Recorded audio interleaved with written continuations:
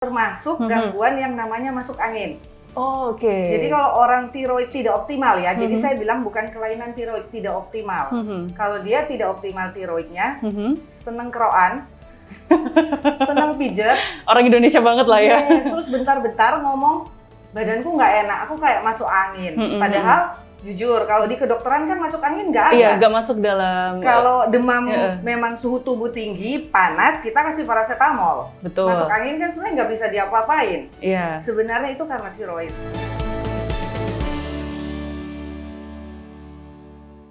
Hai kawan Merdeka, barengan sama Paramita Bermawi lagi. Kali ini kita akan ngobrol-ngobrol seputar dunia kesehatan di Glam Talk. Dan pastinya hari ini bersama dengan narasumber yang luar biasa, cantik, tapi awet muda juga. Wah, luar biasa sekali. Sudah ada bersama dengan Mita sekarang, ada Dr. Imelda Chandra. Beliau adalah dokter anti-aging dan juga hormon dari klinik Diandra. Halo dok, gimana kabarnya? Baik. Kelihatan cantik sekali, luar biasa. Terima Dokter, kasih. ini kita hari ini mau membicarakan terkait dengan dunia kesehatan yang mungkin banyak orang ini masih belum aware terkait dengan mungkin soal tiroid begitu dokter. Mungkin boleh dijelaskan sedikit begitu mengenai tiroid itu apa, kenapa biasanya kok bisa menjadi jatuhnya penyakit, itu bagaimana? Oke, baik-baik. Terima kasih atas kesempatan. Dan saya senang banget karena kalian bisa memikirkan tiroid untuk bahan hari ini. Karena sekarang tiroid ini ibarat banyak orang yang menderita gejala, tapi dia tidak sadar bahwa dia menderita kelainan tiroid. Tapi tidak semua karena kelainan tiroid juga, ada karena yang tadi namanya proses aging. Karena proses aging itu semua hormon, semua nutrisi itu menurun. Nah, yang kita tahu tiroid itu adalah kelenjar yang ada di daerah sini berbentuk kupu-kupu. Nah, fungsi dari tiroid itu adalah menghasilkan hormon tiroid. Hormon tiroid pada saat usia 25 tahun, pada saat proses aging mulai terjadi, hormon tiroid mulai menurun. Jadi tambah umur, setiap kali kita tiup lilin, tiroid kita tambah rendah. Tapi banyak orang tidak paham karena memang laboratorium membuat range pemeriksaan tiroid dari umur yang masih kecil sampai tua itu ditulis range-nya kan. Jadi misalnya kalau nggak salah range 1 sampai 5 anggap aja. Jadi orang merasa seperti kayak selama dia ada di range itu, dia normal. Padahal cara membaca untuk anti-aging, karena saya kan dokter anti-aging ya, tidak seperti itu. Jadi misalnya dia masih 20 tahun, tapi nilai dia 1, itu kan berarti di bawah dari 50%. Itu seperti dia umur 60-70 tahun. Oh gitu. Iya, itu yang akhirnya sering salah kaprah. Karena pada saat hipotiroid beneran atau hipertiroid yang sudah penyakit, baru mereka ke dokter internis untuk berobat tiroidnya. Nah, memang yang banyak itu adalah gejala tiroid tanpa laboratorium yang terlalu tinggi atau terlalu rendah ini yang terjadi. Bisa kita lihat ya, kayak tiroid ini paling banyak orang menjadi gemuk.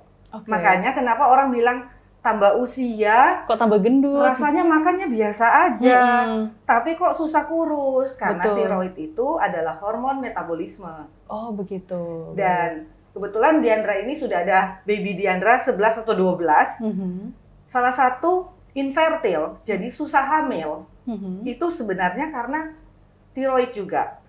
Tapi banyak yang belum sadar karena merasa bahwa untuk melahirkan, untuk punya baby itu hanya hormon estrogen, progesteron, LH, FSH. Ya mungkin itu yang hanya ada diketahui orang-orang pada umumnya begitu ya dok ya? Iya. Ternyata tiroid ini kan banyak banget, termasuk rambut rontok. Jadi ada banyak orang yang rambutnya rontok, udah ganti-ganti produk nggak bisa, sebenarnya karena dia gangguan tiroid. Ada banyak macam, ada 1000 macam rasanya penyakitnya tiroid. Kalau kita mau bahas satu-satu, termasuk kuku rapuh, kulit yang kusam, dan kadang kita melihat ada orang hitam di leher, dilipat-lipat, di lipatan tubuh begitu ya? Itu biasanya juga gangguan tiroid. Atau anak-anak sekarang banyak yang ininya bintik-bintik. Poli-polinya gede, ya itu juga gangguan tiroid. Jadi tiroid itu banyak, termasuk konstipasi, susah BAB tiap pagi, haid tidak lancar, jadi nggak tiap bulan dia haid kadang enggak, atau haidnya sebulan 2 kali. Oh, oke, baik. Berarti ternyata tiroid ini kalau misalnya kita juga tidak aware, ternyata sebenarnya gangguannya juga cukup banyak begitu ya, Dok ya? Cukup banyak, termasuk gangguan yang namanya masuk angin. Oh, oke. Jadi kalau orang tiroid tidak optimal ya, jadi saya bilang bukan kelainan tiroid tidak optimal. Kalau dia tidak optimal tiroidnya, seneng keroan, seneng pijet. Orang Indonesia banget lah ya. Yes, terus bentar-bentar ngomong, badanku nggak enak, aku kayak masuk angin. Padahal jujur, kalau di kedokteran kan masuk angin nggak ada. Iya, nggak masuk dalam. Kalau demam memang suhu tubuh tinggi, panas, kita kasih paracetamol. Betul. Masuk angin kan sebenarnya nggak bisa diapa-apain. Iya. Sebenarnya itu karena tiroid. Oh, oke. Karena tidak optimal. Termasuk juga orang tambah rendah tiroid, dia ngatur suhu tubuh nggak bisa. Jadi coba lihat, orang makin tua susah pakai yang satu-satu tali. Oh iya, betul. Kadang-kadang pakai yang jaket. Pakai iya. jaket. Kenapa anak-anak tuh bisa satu tali nonton 21 AC dingin nggak apa-apa?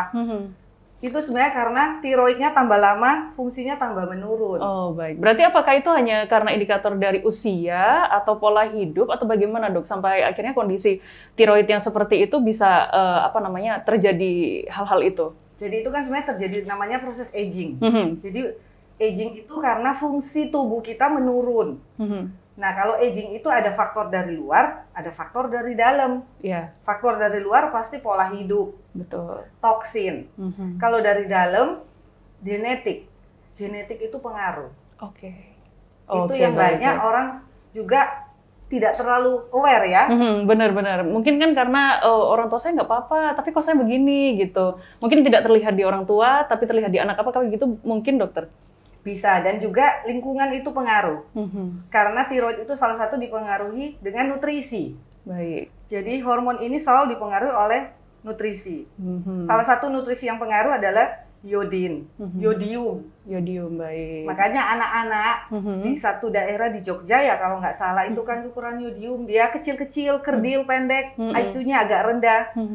Makanya pasien kalau misalnya tiroidnya optimal, even itu anak-anak, dia hampir nggak pernah sakit, pertumbuhannya optimal, konsentrasinya bagus. Baik, baik. Tapi penyakit dari yang disebabkan oleh tiroid ini apakah bisa disembuhkan, Dok? Karena kan sepertinya kalau sudah genetik berarti sudah bawaan begitu. Sangat bisa, karena kan tadi saya bilang itu dipengaruhi oleh nutrisi.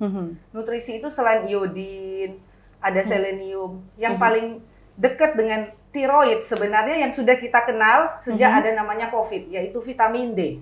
Oke. Jadi setiap orang yang tiroidnya masalah, pasti vitamin D-nya rendah. Oh, oke, baik. Baik, Dok, tadi sempat juga menyebutkan hipertiroid dan juga hipotiroid. Mungkin boleh dijelaskan dulu secara umum begitu ya, hipertiroid itu yang seperti apa, hipotiroid itu seperti apa? Jadi kalau hipertiroid, jadi fungsi tiroidnya dia mengeluarkan hormon tiroid berlebihan. Biasanya dia berlawanan arah. Kalau hipotiroid, orang jadi gemuk. Terus kemudian brain fog namanya, jadi kayak lama loading. Kalau mikir agak pelan, terus kayak, tadi aku mau ngomong apa ya?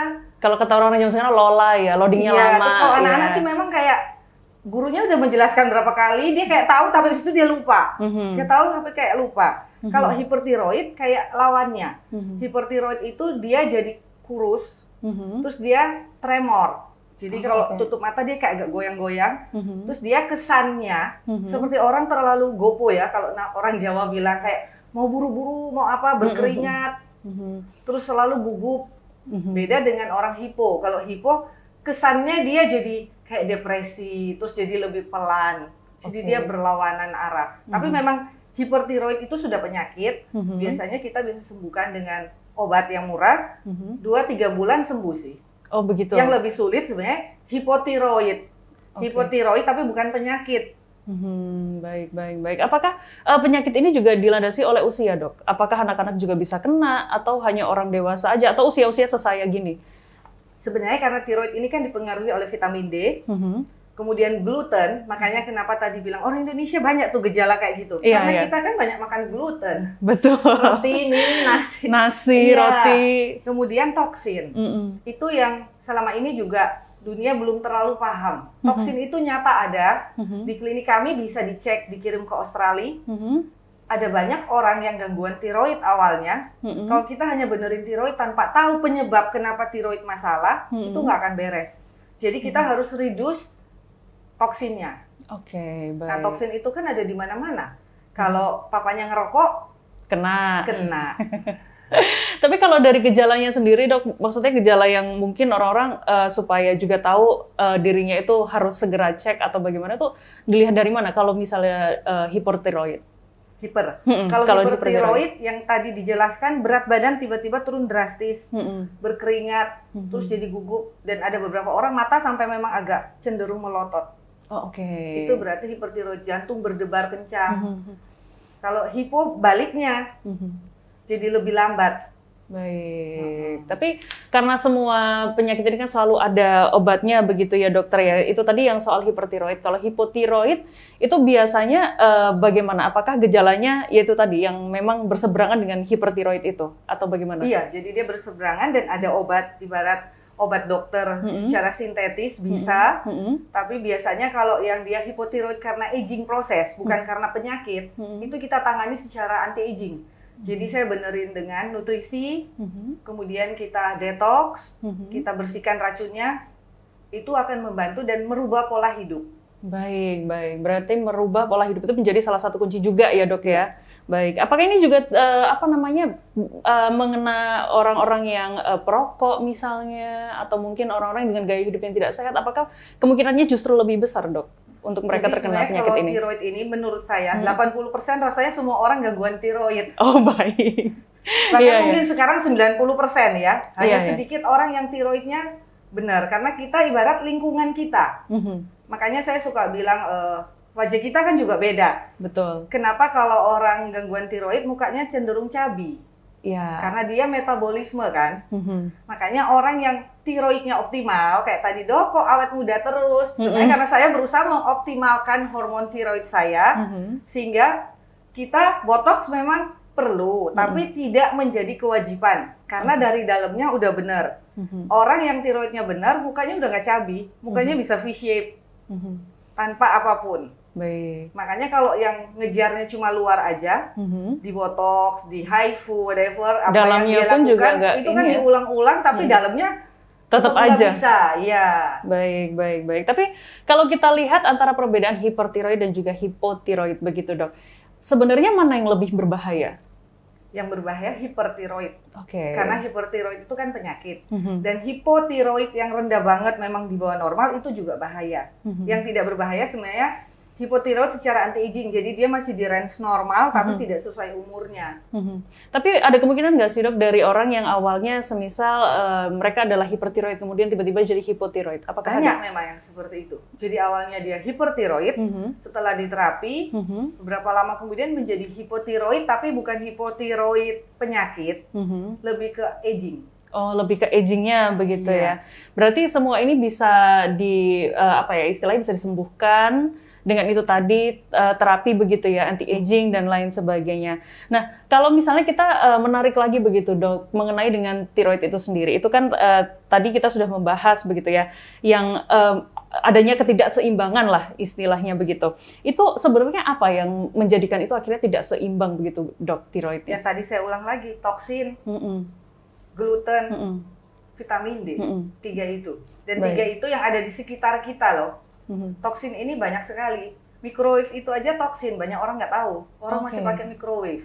Berarti air fryer gitu juga ikut masuk? Termasuk kita suka makan seafood, ada merkuri kan? Oh iya betul. Ada beberapa pasien yang memang saya sudah cek tinggi merkuri, setelah kita telusuri, kita anamnesa, ada yang hobinya makan seafood. Tiap hari, bahkan makan salmon mentah. Oke, berarti walaupun salmon itu kaya nutrisi, tapi kalau dikonsumsi berlebihan juga ujung-ujungnya begini ya dok ya? Prinsip anti-aging, prinsip hidup sebenarnya kan balance and harmony. Benar-benar. Dan personalized beauty program, itu yang selalu saya bilang ke pasien, tidak ada patokan untuk orang A dan orang B, even dia kembar. Karena setiap orang punya genetik berbeda, cara hidup berbeda, tujuan juga berbeda. Intinya pada saat kita menerapi pasien, tujuan utama adalah kualitas hidup membaik. Baik, ini tadi juga kita sempat menyebutkan terkait dengan hormon begitu dok. Kan biasanya hormon identiknya perempuan begitu. Apakah laki-laki juga bisa kena dok? Pasti, karena hormon tiroid juga ada di laki-laki. Cuma karena jumlah perempuan lebih banyak dari laki-laki. Akhirnya yang lebih dan banyak. perempuan lebih ngomong. Jadi berasa kayak kok kayaknya gangguan perempuan saja. Enggak, laki-laki juga banyak. Bahkan ada pasien yang sampai depresi. Jadi rendah tiroid bisa membuat orang depresi. Baik. Sampai konsumsi obat depresi. Baik. Jadi sampai membuat depresif itu tadi itu ya, Dok ya? Depresi, infertil, itu sebenarnya banyak banget kan. Dan mengapa kayak orang udah bolak-balik mereka melakukan program hamil, udah berapa kali gagal terus, karena mungkin memang dulu pada saat kita belajar dulu, kita dikotak-kotakan kan. Yang ini belajarnya kalau kandungan ya hormon kandungan. Iya, betul. Yang ini kebanyakan kan tiroid ini dipegang internis sebenarnya. Padahal hormonal ini tidak bisa. Hormon ini holistik. Jadi seperti saya selalu bilang ke pasien, saya ini cuma jadi dirijen. Hormon-hormon itu semua ada connecting semua. Karena pada saat kita naikin satunya akan drop. Kalau satu cuma dinaikin ini enggak, jadi kacau. Baik. Kalau dari dokter sendiri kepada kawan Merdeka begitu yang sedang menonton Glam Talk episode kali ini, semisal mereka merupakan orang yang mereka sudah terdiagnosa begitu ya. Bagaimana caranya mereka supaya kualitas hidupnya itu lebih baik lagi, setidaknya itu bisa menuju ke angka normal lah skala tiroid itu tadi. Nomor 1 saya harus berdasarkan laboratorium. Oh baik. Jadi tetap cek laboratorium, cek tiroidnya, cek vitamin D-nya. Baik. Kalau begitu, terima kasih dokter atas waktunya dan juga perbincangan yang luar biasa ini. Mungkin kalau misalnya kawan Merdeka ingin periksa begitu untuk anti-aging dan juga mungkin tiroidnya begitu, bisa kemana dokter? Bisa hubungi Diandra Klinik di Ruko Graha Family, Blok D nomor 9. Ada Instagram di Diandra, nanti bisa klik di Instagram Diandra Klinik, situ ada nomor WA, bisa langsung. Oke, baik. Terima kasih Dr. Imelda Chandra atas waktunya, luar biasa sekali. Semoga kita juga menjadi pribadi yang lebih baik lagi dan juga lebih aware lagi dengan kesehatan. Saya Paramita Bermawi, kita ketemu lagi di episode selanjutnya. 106,7 Merdeka FM, musik terbaik 90-an hingga kini.